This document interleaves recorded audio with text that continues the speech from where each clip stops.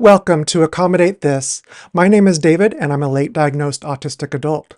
I make content about issues affecting the neurodivergent community, so if that's something that you're interested in, be sure to subscribe so you don't miss out on any future content. As human beings, we experience the world through our senses, and over time, we learn to rely heavily on our senses to make sense of our surroundings and experiences. But what if your senses are unreliable? What if normal stimuli lead to abnormal sensations? Sensory issues are a big part of the autistic and ADHD experience, and they aren't simply a matter of signal intensity. Some sensory issues are often about misinterpreting signals altogether, and whether that occurs in the brain or on the way to it. Sometimes we can't make sense of those signals at all. And today I'd like to discuss sensory differences and sensory disorders, and some important facts about these to help you understand the neurodivergent people in your life a little bit better. And now that you know why we're here, let's get into the topic for this video: sensory processing.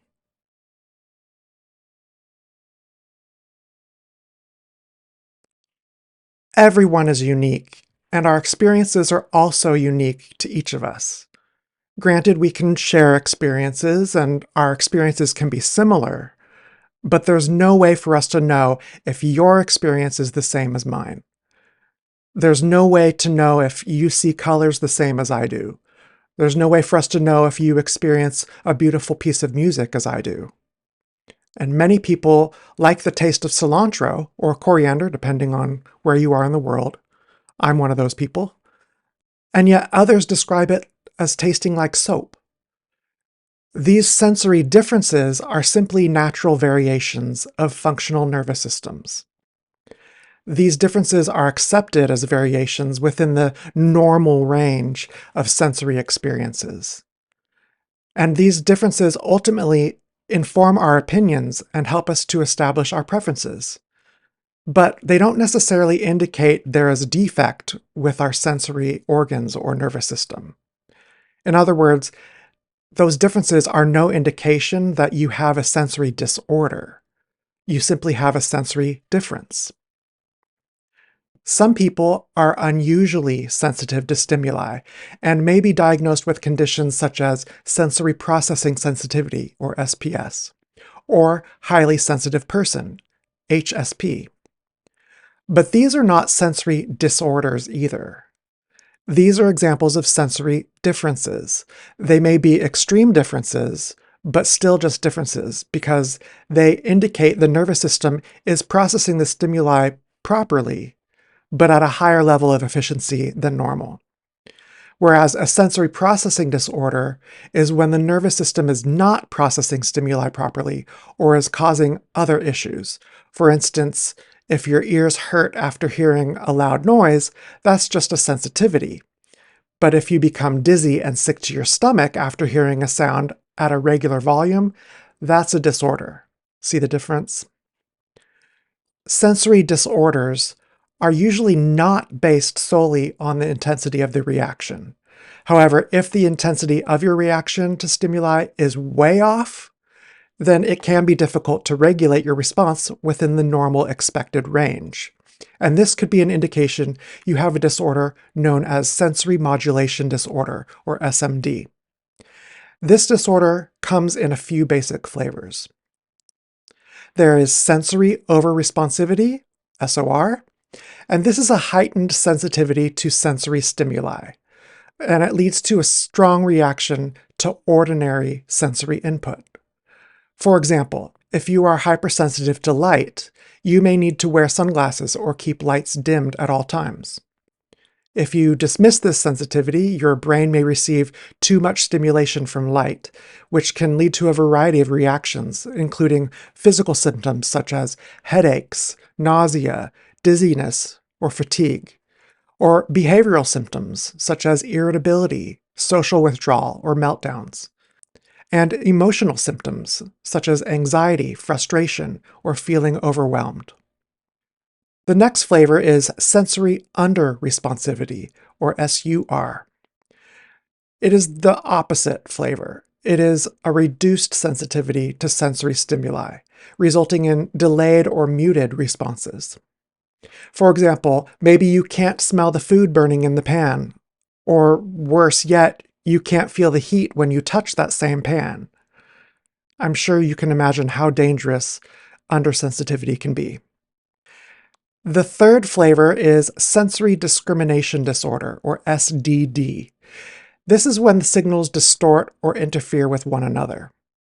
And this can make it difficult to process sensory information, such as the size, color, or shape of objects. Now, I experience this all the time, where I think I'm looking at a picture of one thing, but it's actually an entirely different picture. Or I may see faces and animals in otherwise random patterns. But it's not limited to sight. It can affect tactile, visual, auditory, and any of the other senses. Another example of sensory discrimination disorder is when a person can't tell the difference between colors, flavors, odors, or written characters. However, it is different from dyslexia, which is a learning disorder impacting language processing. And I bring this up because I know it can be quite confusing and it may sound like splitting hairs, but there is a difference. How our brains process language is different than how our brains process sensory stimuli. There can be some overlap, but that's the distinction here. Makes sense? So depending on which flavor of sensory modulation disorder a person experiences, they may behave differently. There's sensory craving, so if a person is understimulated, they may experience an intensive drive to seek out sensory stimulation. And people experiencing sensory cravings will often resort to self-stimulatory behavior, or stims. These activities are often repetitive behaviors that work to provide those sensations that they're craving. And it allows them to become more regulated.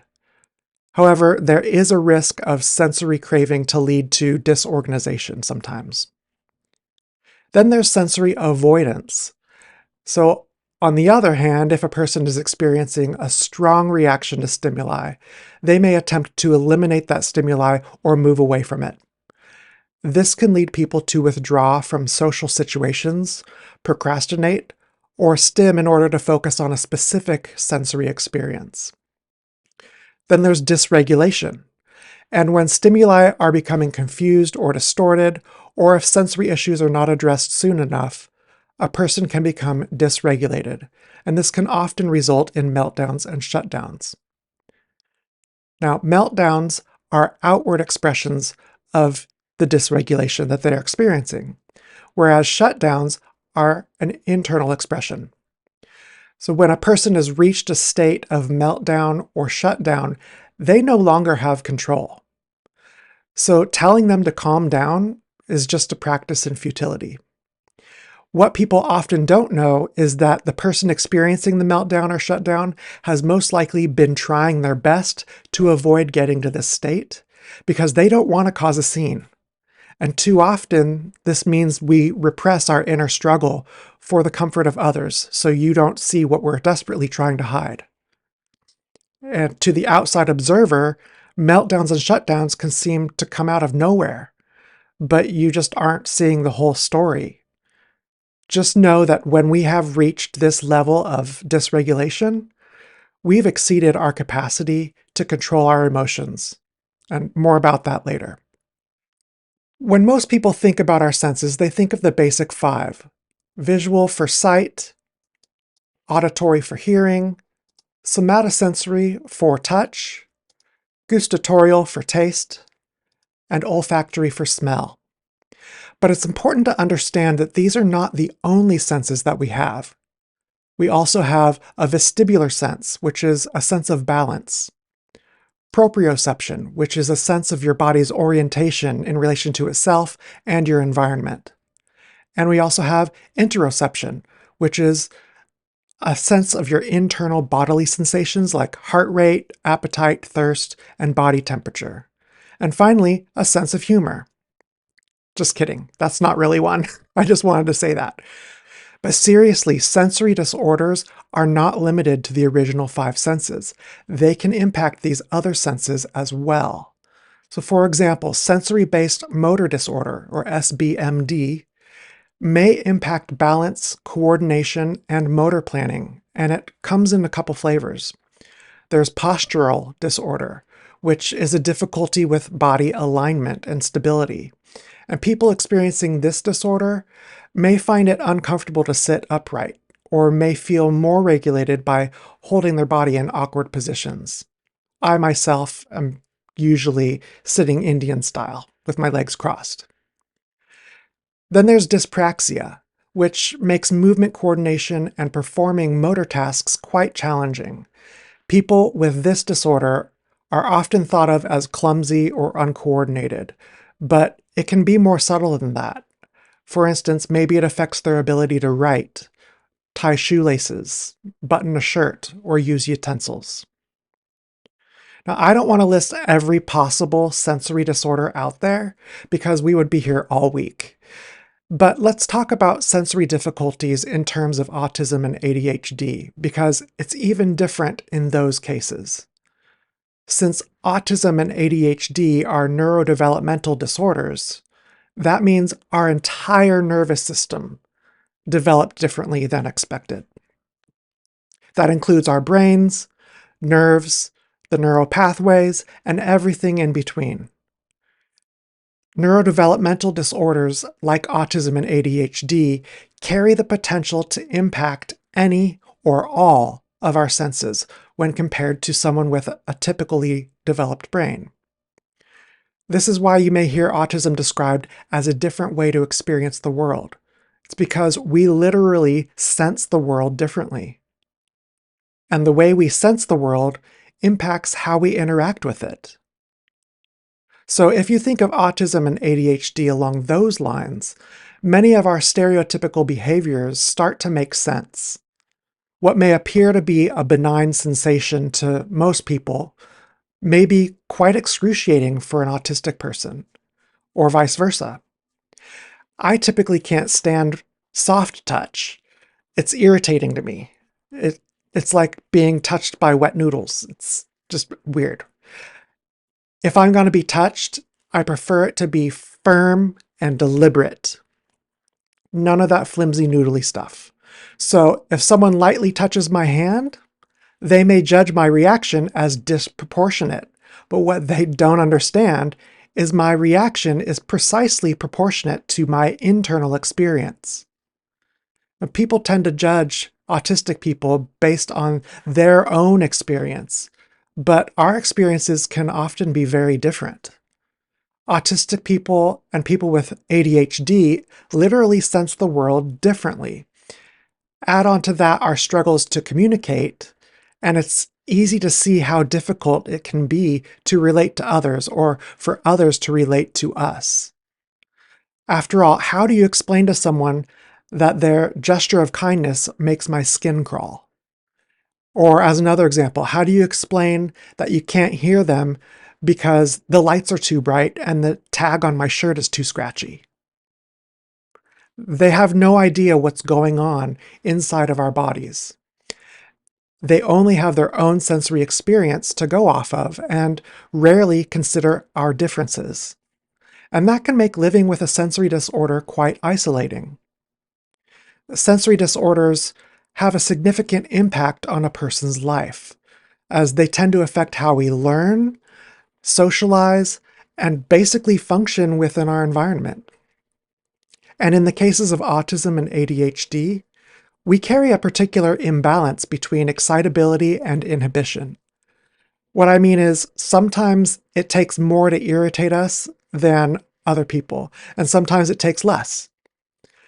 That's the excitability part. Then for the inhibition part, sometimes it takes more to control our reactions than other people, and sometimes it takes less. Both excitability and inhibition are balanced differently for the autistic or ADHD person. And this includes an impairment in our stability to calm down after we are excited or stimulated, which often leads to overstimulation as events stack up on one another. The stress hormones and chemicals in our bodies are processed differently and can literally build up, which results in inconsistencies in our cognition, motor movements, our ability to learn, and other sensory experiences. Basically, our sensory experiences are not consistent for us. They are fluid. So we may be able to tolerate some sensations one day and not be able to tolerate the very same sensations the next day. And it can even change from moment to moment. Our sensory experiences are also strongly contingent upon our mental health. So for instance, if I'm hungry or tired, I may be more sensitive or less responsive to stimuli than when I'm fed and well rested. Or if I'm in a busy location, which tends to increase my anxiety, my brain can easily become overstimulated from all the sounds, smells, movements, etc. And ignoring or dismissing or repressing those signals can lead to meltdowns or shutdowns, or even seizures in some people. Due to poor interoception, which is our ability to identify internal sensations, I may not always be aware that I'm experiencing a sensory issue until it's too late.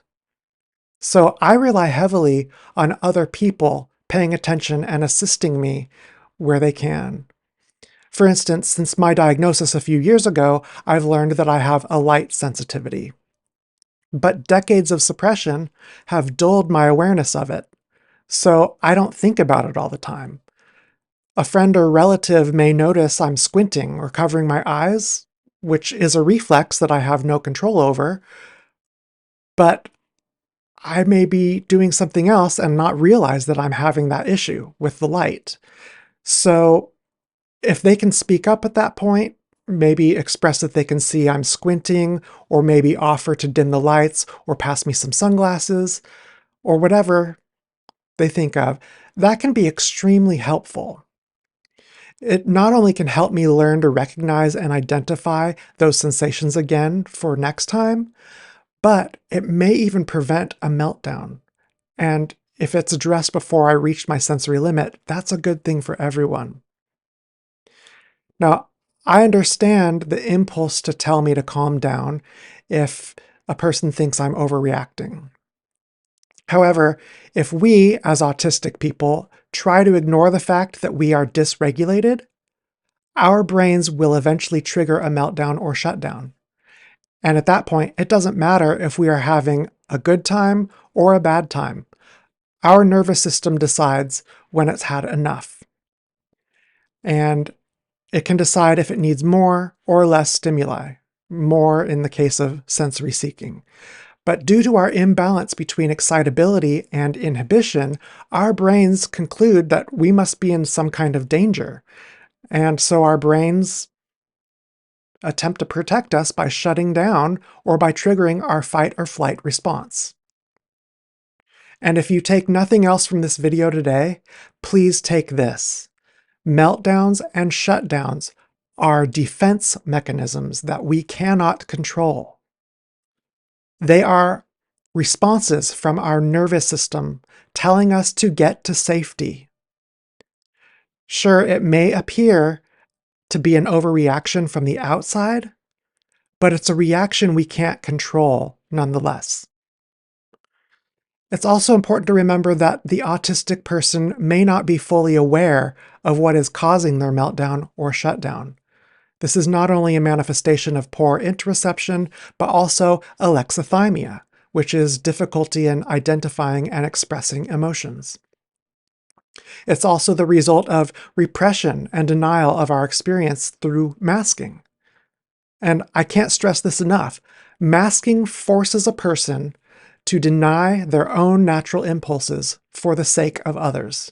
And in our society, masking is expected for all autistic people because everyone else sees our unique expressions as inappropriate. It doesn't seem to matter what I'm actually experiencing on the inside. I'm always treated like my experiences are less important than the comfort of everyone else, around me.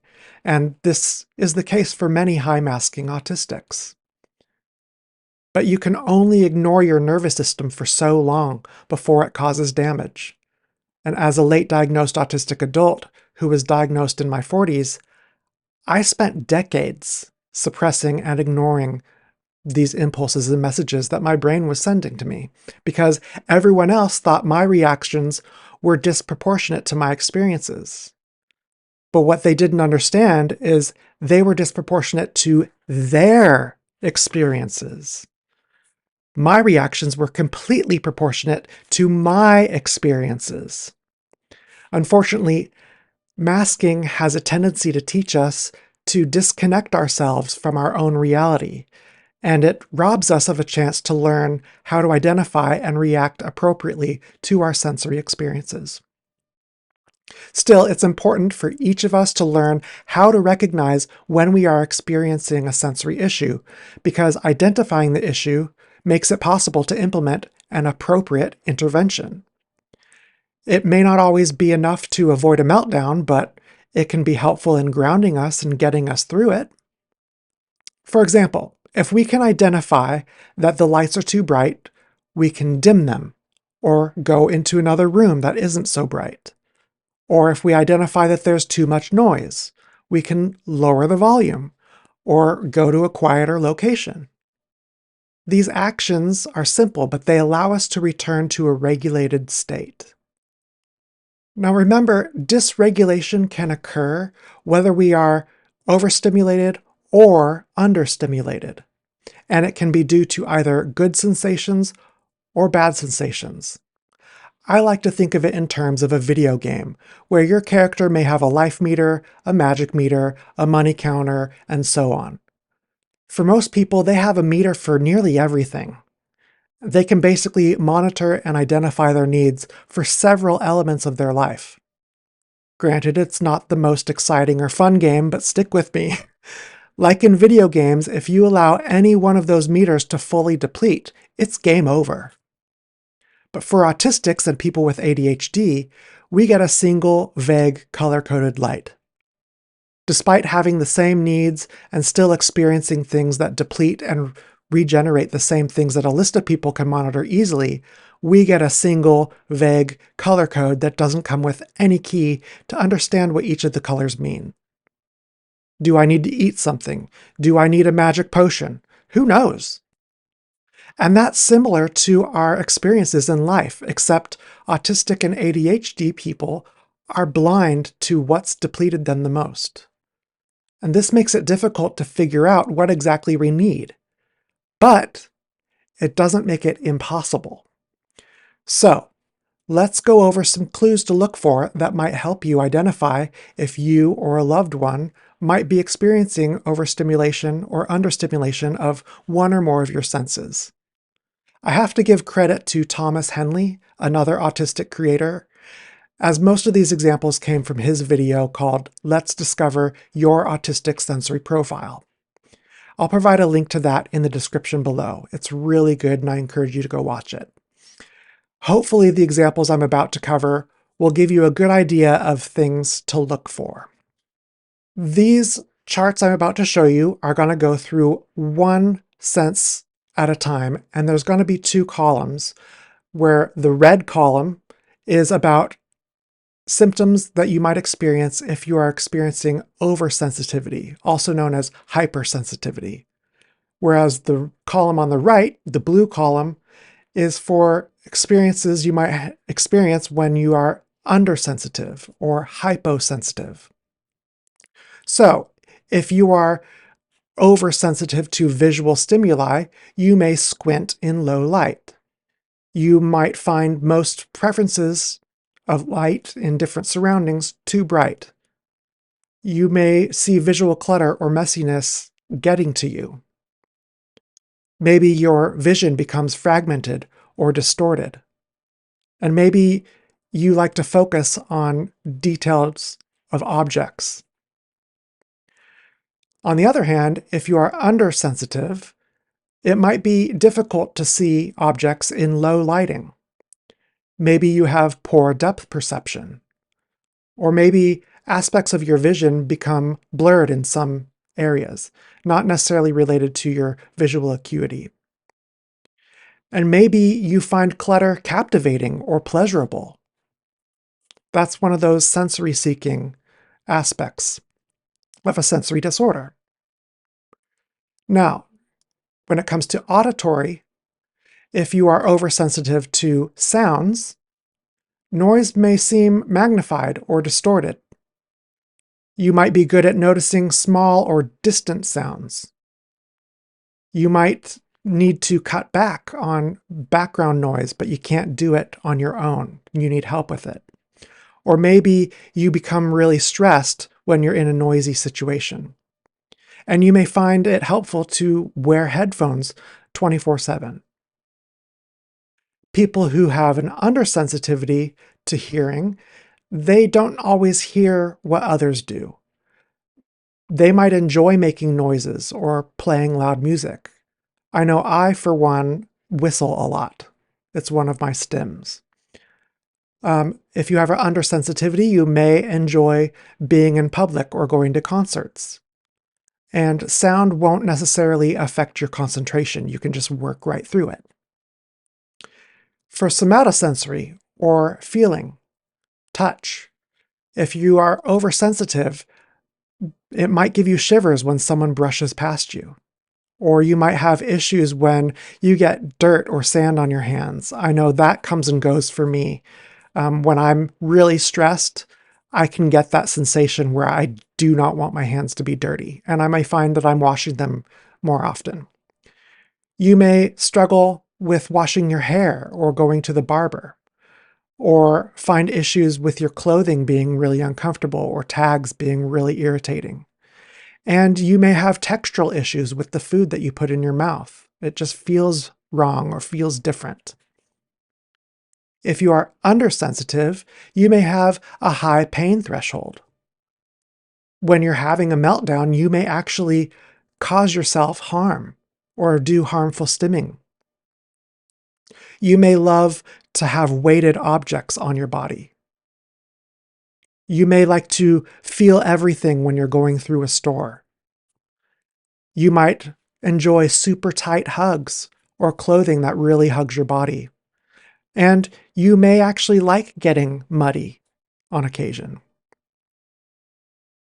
None of these are good or bad. These are just examples of what it's like to be oversensitive or undersensitive. As for gustatorial, if you are oversensitive, then you may want to separate your food items. You may gravitate more toward bland foods because too much flavor is just too much for you. You may suffer from ARFID, which is avoidant restrictive food intake disorder. That's very common in autistics. And if you don't have ARFID, you may just still have some restrictive dietary needs. And you may feel overstimulated by complex meals, or if the temperature is not what you need, like maybe it's too hot or too cold. If you are undersensitive, you may react poorly to strong flavors.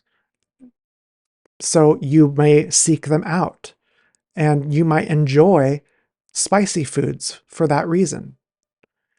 You may have tried eating non-edible things as a kid. I know when I had undersensitivity periods as a child, I would often eat things like paste or lip gloss or chalk, things that are really flavorless, but they gave me that stimulatory sensation that I needed. And when you're undersensitive, sometimes nothing is too sweet, sour, or bitter. You can eat a spoonful of sugar and not wince at all.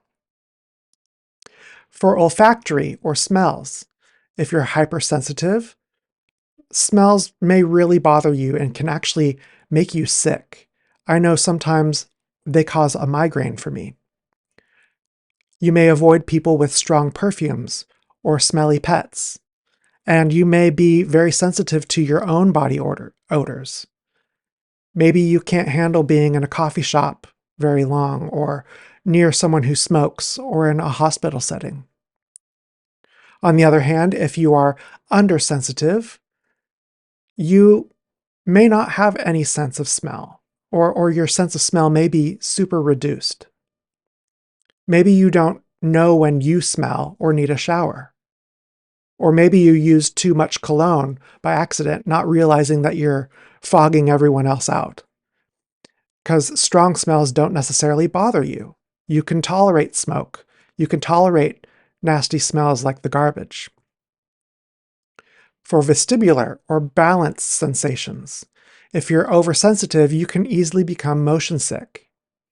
You may hate not being upright or not having your feet on the floor because otherwise you'd feel off balance.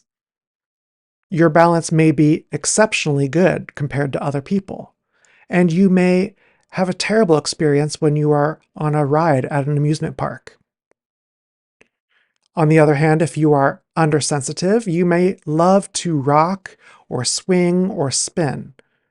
You may really enjoy being in a car or taking a train on a journey. Maybe spinning is really pleasurable for you and doesn't make you nauseous. Maybe you lose your balance a lot. And maybe you do worm walking. This should say worm walking, not work walking, which basically is when you kind of walk back and forth based on your gait. You're overcorrecting, then you overcorrect back the other way, then overcorrect the other way, and it kind of looks like you're taking the path of a worm, zigzagging back and forth. Then proprioception. So your experiences with the body orientation and things in your environment. If you are oversensitive, you may have difficulty with fine motor skills. You may like to hold your body in odd positions. And you may have a weak grasp on objects.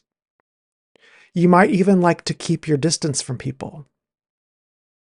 But if you're undersensitive, you may love chewy, hard foods or biting things. You may bump into things or people all the time. You might have poor spatial awareness in relation to the rest of your body. And avoiding obstructions may be difficult for you, so you tend to injure yourself a lot. I know sometimes I find bruises on my body and will be like, where did that come from? And last but not least, there's interoception. If you are oversensitive in this category, you may feel a choking sensation when items are near your neck. I have that one. You may constantly feel like you need to use the restroom, or like your heart is racing. You may have unexplained pain or pressure in your body somewhere that you can't really explain. Maybe you suffer from migraines a lot because you're so sensitive. And maybe you're unable to control your emotions and your anxiety because of your sensitivity.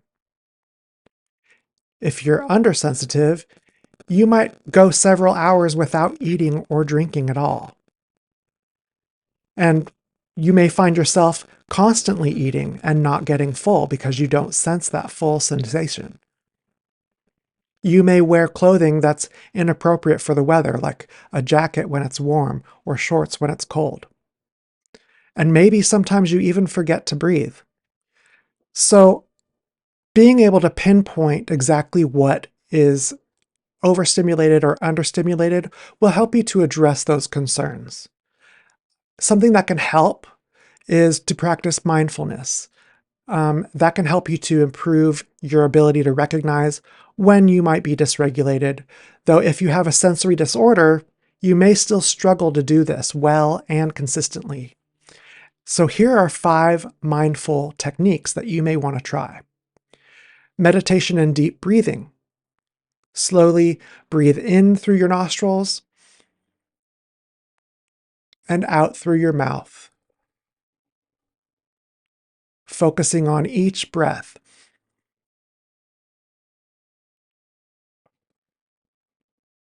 This can stimulate your vagus nerve and produce a calming effect throughout your body. Another mindfulness technique is mental body scan. So take a mental inventory of your body, paying attention to any area where there might be tension or discomfort. So if you feel it in your neck, focus on that. Try to relax your muscles in that region. And go from your head to your toes, examining each body part until you've discovered where all of your tension exists. You can practice mindful walking, eating, or other activities. Basically, when you're doing an activity, pay attention to every little detail of that activity. So if you're walking, make sure every step you take is slow and deliberate. Pay attention to the sensation of your feet touching the ground, your breath, and your surroundings. If you're eating, savor every bite of food. Pay attention to the taste, the texture, and the smell. Do this for any activity, and you'll basically be grounding yourself in a way by resetting your brain so that it brings you back to the present moment. Another mindfulness practice is journaling. So record what you're experiencing to help you process those feelings. Sometimes it's good to refer back to your journal to identify patterns and to learn to recognize that experience if it happens again. It may also be good to include things that you are grateful for in your journal, taking your mind away from focusing on the negative. And number 5, there's grounding techniques such as identifying 5 things that you can see, 4 things you can touch, 3 things you can hear, 2 things you can smell, and 1 thing that you can taste. And much like practicing mindful walking, eating, or other activities, this grounds you through your senses to bring you back to the present moment. If you are a family member or friend of an autistic person or a person with ADHD, please understand we may suffer from multiple sensory disorders all at the same time. We may require your help in identifying when we are dysregulated. We may be incapable of expressing ourselves or describing what our experience is. Maybe we know that we are uncomfortable, but we can't pinpoint where exactly or to what degree. Our sensory experiences can be quite distressing to us, even if they are not a big deal for you. But it's a mistake to assume when we are distressed that we can calm down while adrenaline is pumping through our veins. If you notice a neurodivergent person is in distress, it's important for you to remain calm and not pass judgment. We have no control over what is happening inside of our bodies. The experience is often very confusing, scary, and overall not enjoyable for us. So whether you think we should or shouldn't be acting a particular way is irrelevant. We are reacting proportionally to our internal experience, which is telling us beyond all logic that we are in danger and must get to safety.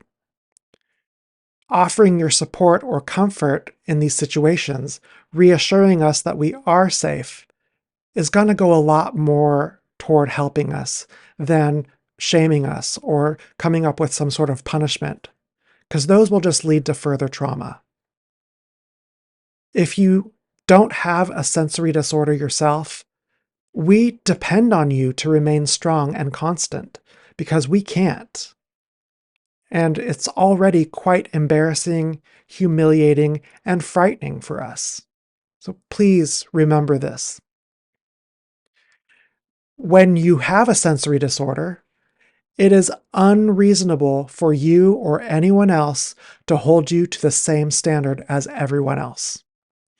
Applying guilt or shame, especially when you are dysregulated, will only make matters worse.